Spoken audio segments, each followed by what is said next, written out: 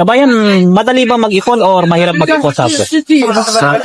Ngayon kasi malog din sa mahirap din. Lalo na pag marating siya suporsa sa ito. Madali kung magtitipid. Siyempre kung di mo bibilin yung luho mo at saka unahin yung pangarap mo talaga. Mahirap ngayon ang buhay.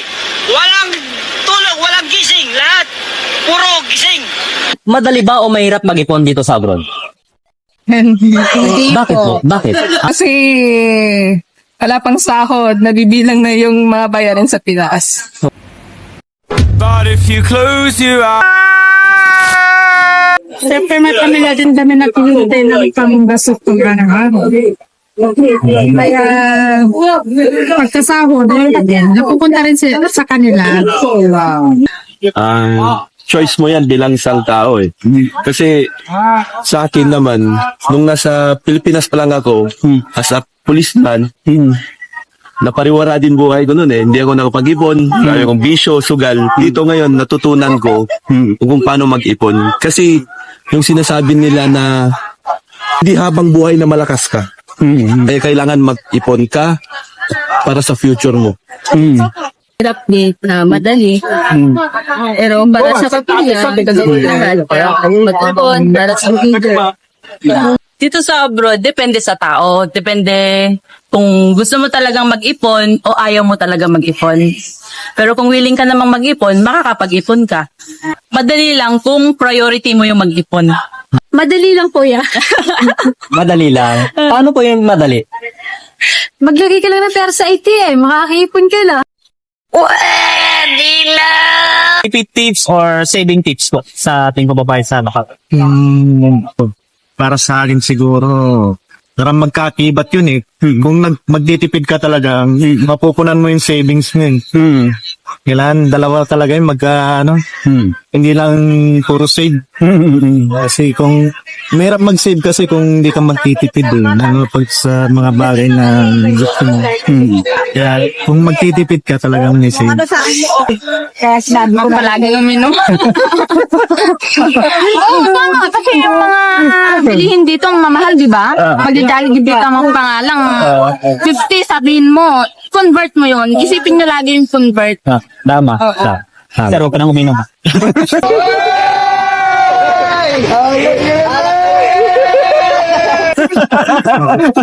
Tubig na lang. Kaming dalawa lang. Tipidin mo yung sarili mo. Mag-ipon ka hanggat gusto, hanggat kaya. Yun lang.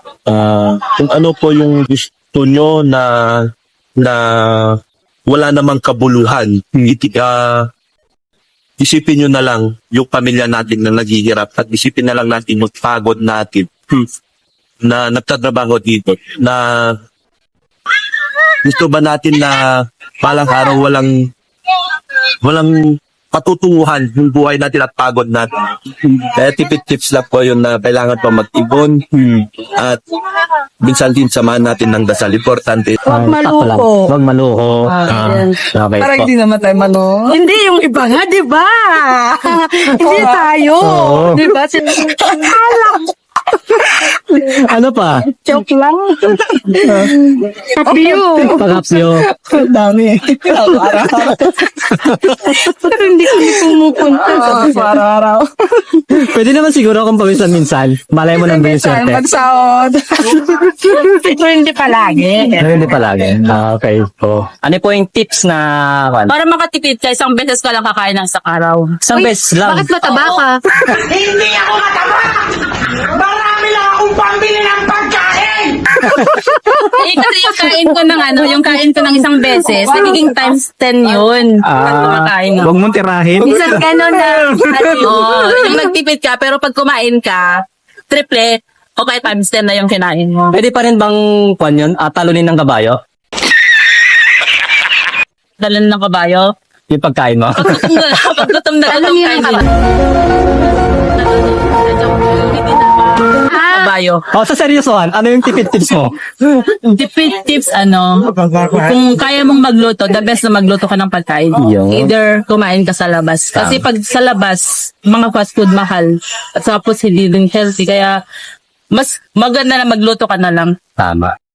Huwag magsugay, huwag kumain sa labas, gayahin ako. Magbudol sa restaurant.